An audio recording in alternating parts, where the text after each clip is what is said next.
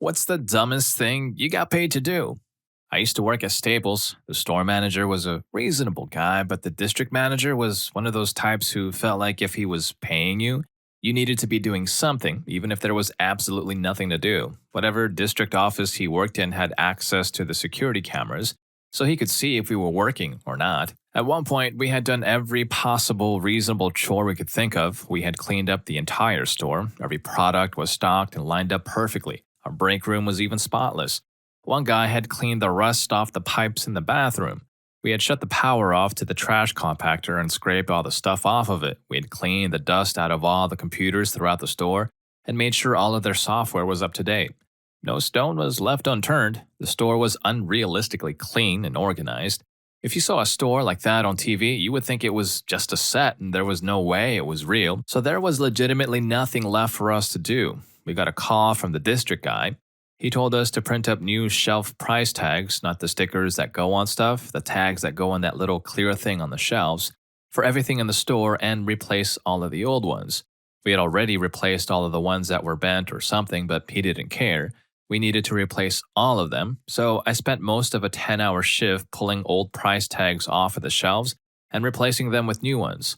Every single one had the same exact price, product name, SKU number, etc., except for a date printed in really tiny print at the bottom.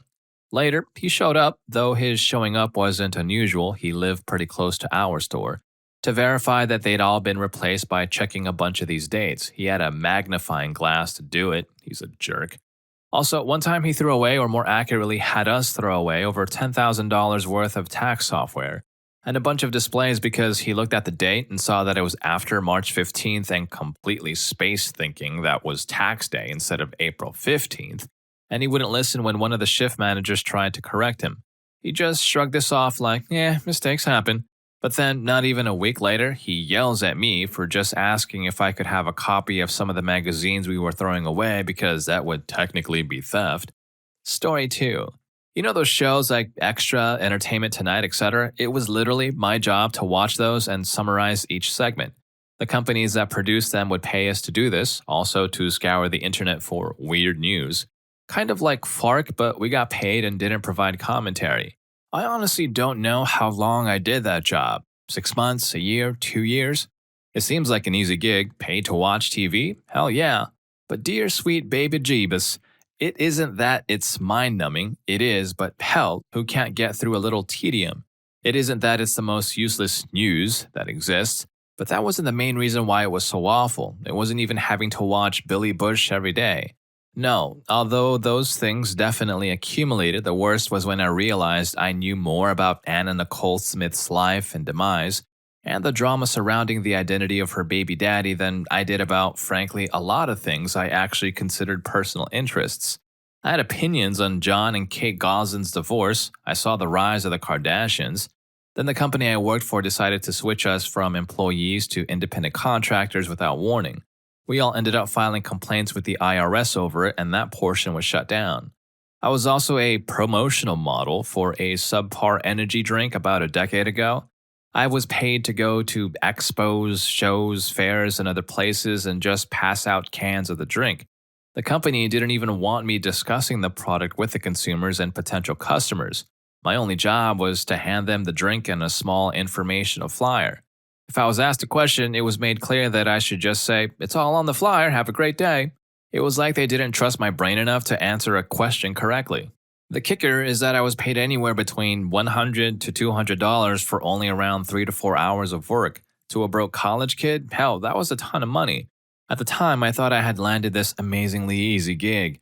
It never crossed my mind that this company was just using somewhat attractive college-age girls to draw attention to their crap energy drink. Looking back now, that's obviously exactly what it was. Man, what a stupid job that really was. Story 3. My neighbor once paid me to go down to the pharmacy and get her medication. She's 90 years old and was pretty ill, so this isn't stupid in itself. What's silly about it is that the meds were only worth around €50, and she insisted I not only keep the change, she'd given me €100, but also pushed another €200 into my hand and started giving me jewelry to take home. One piece of which was a jangly kind of chain about which she said, "Hang it from your sack so they can hear you coming." This happens to us a fair bit, and the stuff she doesn't let us refuse, we tend to leave somewhere in her house.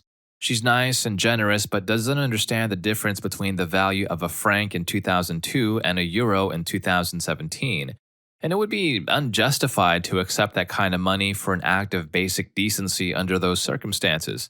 Not really stupid, just kind of surreal. I also once did a security job overnight in a locked store inside a locked mall with its own security. I have no idea what the client expected me to secure the property from, or why my bosses took the job. It was one of those restaurant arcade funhouse type stores, but they didn't leave me anything to do at all. No games were left turned on, no access to food or drink, just me and the steel roll down gate and a chair to sit down in. Yeah, I know I wasn't being paid to play games or eat, but what the heck was I being paid for? I sat in that place for literally 8 hours a night for a week. The mall patrols took pity on me, would bring me a drink or come by and chat through the steel gate once in a while. Story 4. I once got paid very well to smoke and get my brain scanned in an MRI. It was a psychology study conducted at the university I was attending at the time. The study aimed to examine the cognitive effects of grass use on regular users. I found a post about it on Facebook and in flyers around the campus. Initially, I thought it was some sort of bait from the university, but I had a friend who was assisting in the research as part of their degree. The study took place at a hospital in Australia where both recreational and medical types were illegal.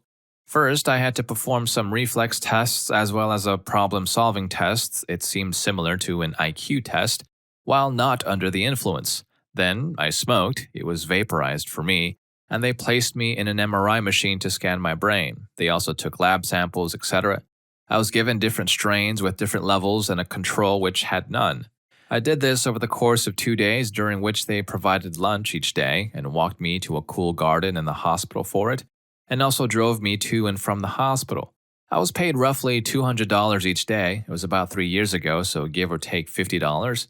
Embarrassingly, I actually fell asleep in the MRI machine because they had the air conditioning on full blast, and it was a struggle to even keep my eyes open. I remember waking up to the doctors leering over me and then mentioning how I was snoring over the microphone. While not particularly the most stupid thing someone has done for money, saying I smoked grass for science sounds stupid, especially since I skipped class to do it. Story 5. I wouldn't say it's stupid, but currently I work at a haunt on the weekends. One of my jobs is security. I basically stand at the entrances to the attractions to turn away people without tickets. My boss told me, if people get lippy, don't be afraid to get lippy back and kick them out. If they get too out of hand, we have a cop on duty that will escort them out. Most of the time, it's just teenagers trying to push through without paying for tickets. My first night, I had some dumb kid and his girlfriend try to go past me without a ticket. I body blocked them and said, "Excuse me, I need your ticket." He rolled his eyes and kept trying to push past me. I said, "I need your ticket now, please." He rolled his eyes again. "Let me in." I laughed. "Can you turn around and read that sign there, sir? Can you read, kid? Like, read it out loud for me." He spun around and read, "Purchase tickets here." Okay, good. So we've established that you can read. Now read that sign for me. Exit. Good job. Now you and your little girlfriend can go right through that exit. I didn't realize my boss was standing off to the side until I heard him laughing. I guess he thought since I was the only female on his team and the smallest at 5'3", I might have an issue. He was quick to change his tone after that when he said, "Guess I don't have to worry about you after all. Looks like you have no problem telling people where the door is." Basically, I get paid to tell teenagers to go away. Story 6. A very rich friend of a friend from Boulder had access to a limo and needed to schmooze a rich client in Aspen, Colorado. I was unemployed, so he asked me to act as a chauffeur and drive them around for 2 days until they look a little more rich and important than they really were. I had no driving license, but agreed. I was given a large wad of cash and told to go get the limo and fill it with booze of all kinds. I was also told to bring my firearms, as the client had a nice shooting area set up outside his ski home. So we got to Aspen and they did business stuff while I self-toured his mega Aspen mansion. I talked with the cook for a while and helped a little bit. I then drove the business party to another house with pretty dancers. The business deal closed and drinking ensued. I drove the individuals back to Aspen ski mansion late at night. The personal assistant and I hung out in his guest house attached to the mansion and played video games. We enjoyed an awesome breakfast the next morning and went to a private shooting range. We had a good time, then we drove back to Boulder. I was told to empty the limo of booze and dispose of it as I saw fit. I was paid $2,000 in cash for ammo reimbursement and payment for being a fake chauffeur. They forgot about the wad of cash they gave earlier, so I pocketed an additional $300 and kept the rest of the booze. Story 7. Former private security. I was paid very well on the 4th of July to make sure nothing catches fire in a wealthy community built around a lake. The community was throwing an event at the community lake house, and she thought something would catch fire and nobody would call the emergency hotline. They hired a Tier 3 guard with a high visibility vehicle for firewatch, a professionally managed fireworks show of which 250 plus were watching from every side of the lake. None of the fireworks were close enough to the shore to light anything in an already naturally damp area, and again, they were professionally managed. I arrived in a security vehicle that looks like a cop Ford Explorer SUV with a full Tier 3 uniform and getup, all at this person's request. It turns out the woman was a local psycho, so I got paid to crash a ritzy community 4th of July event, $40 an hour to eat hot dogs and watch a professionally produced fireworks show. The locals thought it was a big joke and welcomed me with open arms. After the show was over, they loaded me with drinks and snacks for the rest of the very boring night. 10 out of 10 would do it again. T3 bonus, holiday pay, overnight pay, and short notice bonus all together. Also, somebody called my manager and bought more of our services after meeting me, so a bonus for getting a new contract. The most money I've ever made per hour isn't from my degree in computer science, it's watching fireworks with and for rich people. Okay, so that sounds like one of the coolest gigs ever. I'd be happy to take a break here for some paid fireworks watching and free hot dogs. But hey, if you're new here and you're liking the content so far, please do me a favor by taking a second to like and subscribe. Story 8. I was a medical demonstration model while I was at university. I was paid £13.50 per hour to sit on a bed and have people do well-being tests on me. The university I studied at offers a course for dispensing pharmacists to become independent prescribing pharmacists, IPPs, so they could prescribe some medication themselves. Most of the people on these courses were supported by the pharmacies they worked for. One of the modules involved clinical skills, as IPPs had to show competence in checking the following: blood pressure, respiratory system, cardiovascular system, upper cranial nerve system, and the lower cranial nerve system. So every Wednesday morning, I was paid to go in, sit on an examination bed, and the lecturer, a senior doctor, would go over the requirements for these tests, demonstrate them on me, then get the pharmacist to test them on me. It was easy work, and I learned a lot of it myself so that when they were doing it unsupervised, I could still guide them the right way with hints. The funny thing is, most of the time, I'm very shy about my body, but sitting on that bed with these people, I wasn't worried at all. In fact, I found it easy to make jokes while I was there. The money was good and covered my travel costs to the university for the year. Story 9. I got a job through a temporary labor agency working at Nestle Water. They have 2 plants near me. They were very vague about the details, but apparently somewhere along the bottling process, someone lost track of a pack of staples and was worried they were in a water bottle but didn't know which bottle it was in their entire inventory. They didn't want to risk a lawsuit, so they hired a bunch of laborers and rented a conveyor belt X-ray machine to go through their entire inventory of water, case by case. 6 workers a shift plus a supervisor, 3 shifts a day, 5 days a week. We split the 6 workers into 2 groups, one for feeding the X-ray machine and one for receiving from the machine. The machine had 2 TVs for viewing the bottles as they passed through the machine, and 1 worker from each group would watch the screen. We would go in like half-hour shifts on the TV and cycle through everyone in our group. It was boring as hell. Anyway, it took 3 months of work and no staples were found. They probably paid over $100,000 for some lost staples. Story 10. I used to run a Craigslist ad for odd jobs a few years ago. I charged a flat fee of $20, no matter what the job was. Usually the $20 was worth the job, sometimes it wasn't. I got a call from this lady who needed me to get over to her house immediately to do the job. So far, this doesn't seem that strange. It was Craigslist, and this was the most normal thing this week so far. So I got to the house a few minutes later and saw this lady standing in front of her yard with one of those tiny plastic pools, a hose, $20, and a kid covered head to toe in mud. She handed me $20 and told me to wash the kid down and put the pool away when I'm done. Why she couldn't do this herself, I have no idea. So she left, and I'm standing there running a hose as he sits in this pool and washes himself off. I didn't say anything to the kid, and the kid was completely silent. And to this day, I have no idea why this mom thought she needed to call someone else about this, why this kid was covered in mud, or most importantly, if it was worth 20 bucks. I wonder what kind of mother she was inside their home. Poor kiddo. Story 11. Not me, but my best friend. He made money in about 2 seconds of completing a task. Me, him, and his wife were living together on a terrace, a long, slender house, and one evening he ate a sweet that straight away he didn't like, so he was going to throw it out. The garbage bin was in the pantry. He was on the couch, about 3 to 3.5 meters away. So I said, I'll give you 2 grand if you get it in the bin from there, knowing that getting it down the kitchen and into the bin inside the pantry, the door was open, was near impossible.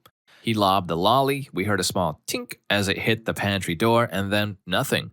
There was no sound as it hit the floor, nothing. So upon checking the bin, there was the offending sweet where it had quietly landed with the rubbish. I paid the $2,000, and from then on it was known as the Bin of Glory. I didn't mind it too much as I had plenty of disposable income, they were on a tight budget, and he's my best friend. We still laugh about it. Story 12. I got paid for a research study where I had to drink with 2 other people in a social setting. I was told it was vodka and cranberry juice. Every 15 minutes, we had to drink a portion and interact with the other people. When it was over, and I felt good and buzzed, I was handed my car keys back and told that it was a complete placebo effect. They didn't give us any real booze. I literally felt tipsy until they said that, and I snapped out of it. I made $60 getting tricked. If you're wondering how I didn't taste the vodka, I watched them pour that out of a bottle of Grey Goose, and then they mixed it pretty heavily with cranberry juice. I figured the juice masked the taste. Also, this took place at the University of Pittsburgh. If you look online, there are lots of research studies you can join in on. I used to do economic experiments for usually like $10 to $15. There was one I applied for where they were going to give me a strain of the common cold and put me in a hotel for a week, but I was disqualified because I apparently already had that strain before. Story 13. After getting married, I had a 2-month period before being shipped off to basic training with the Army. I ended up taking a temp job through an agency at an ocean spray factory. I arrived and learned they had mixed several batches completely wrong and only realized it after having bottled over 5,000 cranberry juice bottles. They, however, didn't want to throw it all out and were determined to mix in the missing amounts of ingredients. My job, which I had one person helping me with one day, was to open each bottle and pour it into large drums for remixing. Minimum wage, but no one would hire someone leaving so soon for the Army, so I didn't mind it at first. 5,000 bottles are way more than it sounds like. My hands hurt, the juice made my gloves tear after so many, and I was all alone. 6 hours a day for like 7 days or something. It was a very odd experience. Story 14. I was paid to watch a gate for about 6 hours. We had problems with people trespassing onto company property, and we were preparing for a big event. My boss didn't want anyone coming in and tearing up the streamers and such, so he had me sit and watch a gate during the daytime where all previous trespasses had been at night. Also, the path around the gate had recently been blocked up with a giant pile of dirt, so it was doubly pointless. I read a book and napped in the truck. I also took part in a 15-man effort to stomp out a grass fire that my coworker started. Luckily, the fire department noticed us all dancing around in the field while they were on their way to another fire and stopped to help us. I love this job because whenever something bad or unusual happens, the whole place immediately turns into a circus. Alright, so I've heard of some pretty odd jobs, but these ones are so random. Some people do pay for the strangest things. Anyway, if you're looking for similar stories or a career change, hop over to the next video. People who earn a good salary with a low-stress job, what do you do? Story 1 is kind of refreshing to hear. I'll see you there, and thank you for watching this one.